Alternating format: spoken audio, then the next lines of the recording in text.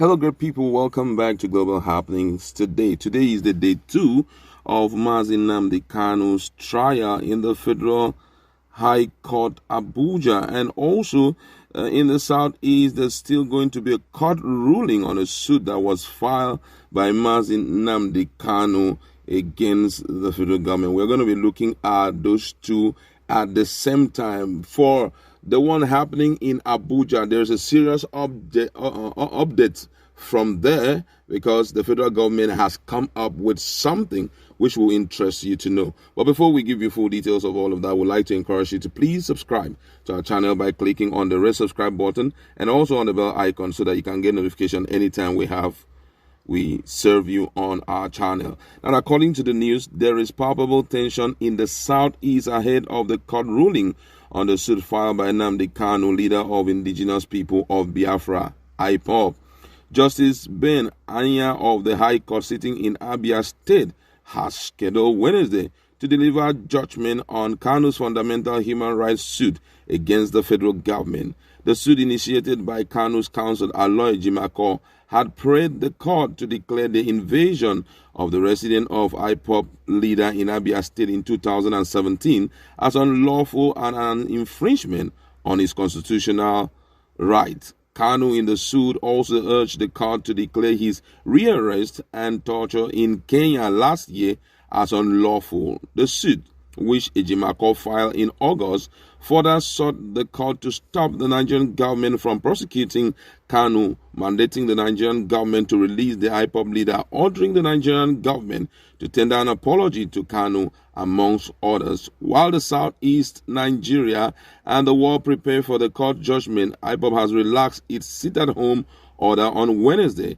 Despite relaxing the sit-at-home, some hoodlums have hijacked and tried to enforce the order across the Southeast. On several occasions, some people suspected to be IPOB members have enforced the sit-at-home order despite the group's warning. But the separatist group has severally denied that those behind such illegal enforcement are not its member. On Tuesday, some youth suspected to be IPOB member had invaded a Catholic church in Onitsha, Anambra State. However, Kanu's special counsel Aloy Jimako downplayed the possibility of violence after the ruling. When asked about the possibility of violence after the judgment, that's the judgment of today in Abia State, Ejimako said no, not at all, not a chance. On the possible outcome of the proceeding, Ejimako said, honestly, I can't predict the trajectory of the judgment, even if I can. Rules of court mandate that I shouldn't. As such, may amount to preempting the court. All I can say is that I have made the best case for enforcing Nnamdi Kanu's fundamental human right and against his extraordinary rendition. Meanwhile, in the city of Abuja, Federal High Court in Abuja, indications have emerged that the federal government may today kickstart the trial of the leader of Indigenous People of Biafra, IPOB, Nnamdi Kanu, in the terrorism charges after his formal arraignment. The courtroom of the Federal High Court, Abuja, where the arraignment is scheduled to hold, has been flooded with documentary evidence to be tendered against Kanu by the government.